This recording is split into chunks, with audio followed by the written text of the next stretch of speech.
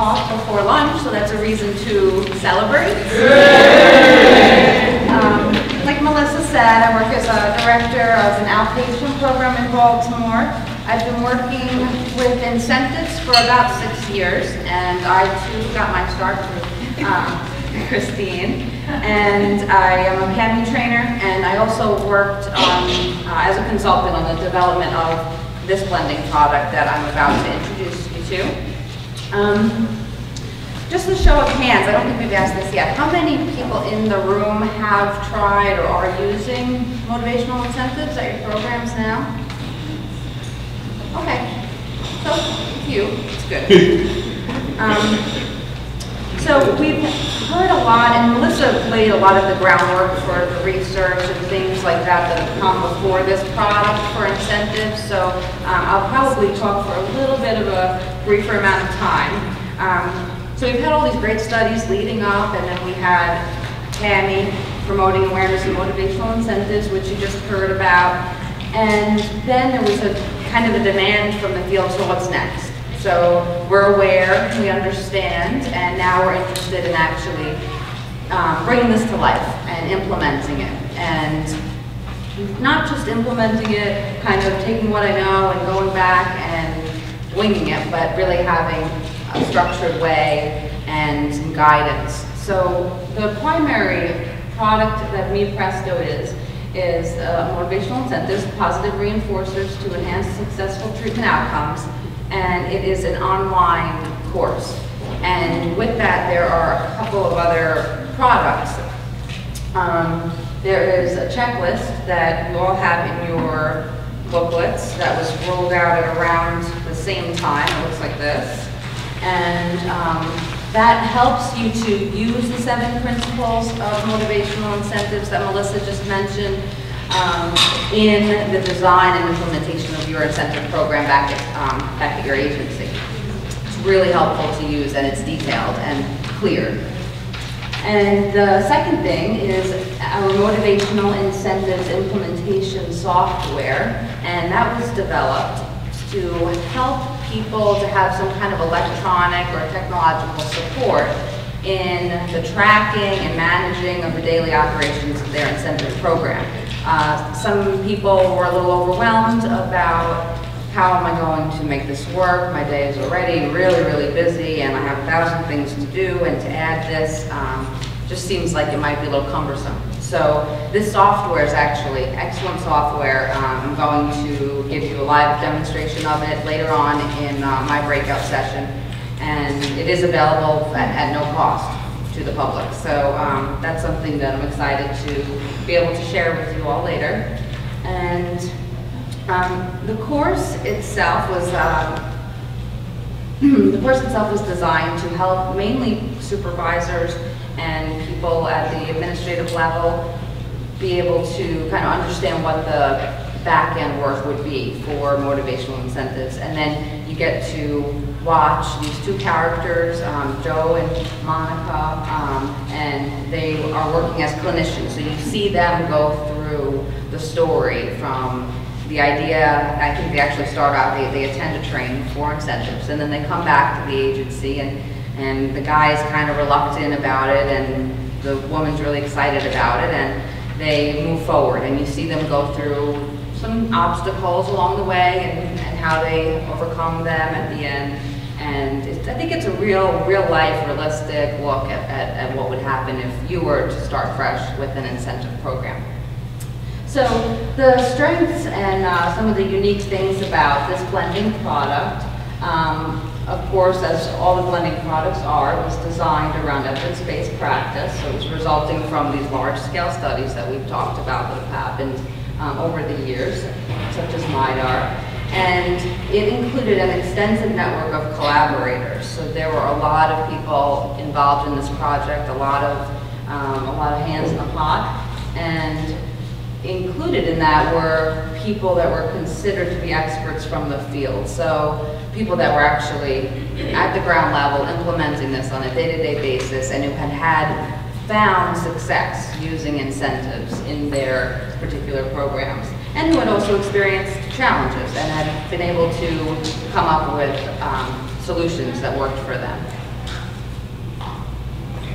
So when talking about the online course, which is a 5-hour self-paced course, the objectives are to be able to describe the key components and the principles of incentives. So that is going back again to the 7 principles primarily, and then to be able to use that checklist to then transfer that knowledge you have of those principles to practice when you're designing how the program is going to look and feel and work in your agency. And it will work as a fidelity tool so that you are being consistent with what we know through research, through evidence, what actually does and doesn't work in using incentives. Because there are a lot of things that work great, and then there are things we know that don't work. And it's important, obviously, to be able to make that distinguishment when you're going into it from the beginning. You're able to identify program adjustments. Again, so like these characters in the course will come across some problems, some barriers along the way, and you're able to see how they triumphed over those things, and we're able to come up with creative ways to do that. And one of those things did include going back and consulting some people that were known to be effective in using this product in the field. And I think that's a really important part of the dialogue. Whenever I do a PAMI training or I'm talking to people about incentives, you know, I say, call me or call Christine or call this person, and I offer up all sorts of people's information so that people can then keep that dialogue going. There's no real need to reinvent the wheel or struggle if you have someone who may have been through exactly what you've been through. And you're able to compare your implementation plan with others who've completed the online course, which is a nice feature and thing to be able to do. And you can, by the end of the course, understand where and how to access some of these no-cost resources that we were talking about. There's a slew of things online that Melissa probably will point out during her PAMI breakout, and I can kind of show you also in mine. And then the 2 that I had mentioned, so that checklist that was developed and the MIS software. This is just real quick the course structure. When we're talking about the online course, again, it's 5 hours, and these are the basic modules that it's broken into. And there are quizzes at the end of each module, so you can kind of test your level of knowledge moving through it. And it is free. The course is free if you go to the ATTC.org website, and I will show you and give you a walkthrough of how to enroll for the course in the afternoon. And I think if you are using it for CEUs, there's a fee, but if you're taking it just to take it, it's free. So that's what the course basically looks like as you're going through. This is, again, Christine had mentioned this website, bettertreatmentoutcomes.org. It's a good website to know if you're going to be involved in incentives. And another website, Christine, it's okay because I think people actually have it. That's just a link to the 7 principles checklist that I was showing you. Thank you, Beth. And another website that I didn't write down there, but the motivationnalincentives.org website, which Christine had mentioned, is a really valuable tool dedicated just to incentives, and there's lots of stuff on there to help out. And you get to hear a lot from other people in the field that use it. So I want to spend a couple of minutes talking about the motivational incentive implementation software, which is, again, really neat. It was developed by NIDA, and it is available again at no cost. And I will show you it live in the afternoon, but just to explain the types of things that it can do. So, for example, if you have an incentive closet at your agency where you keep all of your prizes, you may have a difficult time keeping track of the inventory. What's coming in, what's going out, when do I have to go shopping, how much do I have of this?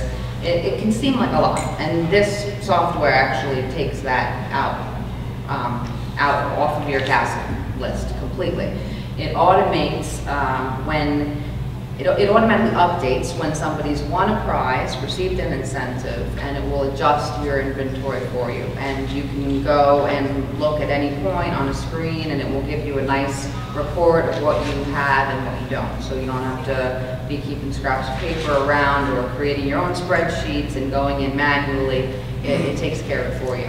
The patients can actually select their fishbowl drawer right on the computer itself. And there's an animation that comes and will show them what prize they've won, and then they can select from what's already in the internal database. And it also provides a slew of reports, which are really helpful. So you can look back and you can see, if you want to see patient X, I've been seeing patient X for 6 months now.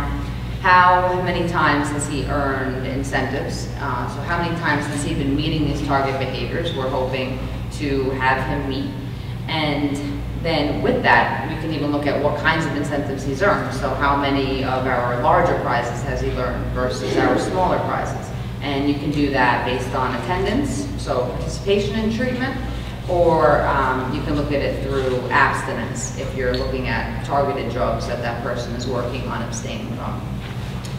So that's kind of a glimpse at what the software can do. And again, we'll show you the actual software later on, and I can show you how you can order it and obtain it for your own use. Again, really helpful tool. I wish that I had it when I started. So if you're thinking about where to go this afternoon, who would benefit from the MI-Presto session? If you've taken PAMI before, or if it's been a long time since you've had exposure to PAMI, then the MI-Presto session would probably be helpful for you as a next step. If you already have a fundamental understanding of incentives and you're ready kind of for the next level of detail, then MI-Presto would be a good fit. If you are currently trying to implement an incentive program, or if you are having problems, or if you've given up on incentives altogether, we can go over some of those challenges and have a dialogue about how to fix some of those problems, or maybe going forward, different things that we can try to do that might be more effective. And in general, we're going to be talking about next level details. So how to choose incentive prizes specifically. We'll get into kind of really just everyday decisions that you make and what helps inform those decisions. How to manage budgeting. So we will talk about the importance of the communication with your funders and with the people who write the checks, and what you can do to make you look as favorable as possible with your proposals.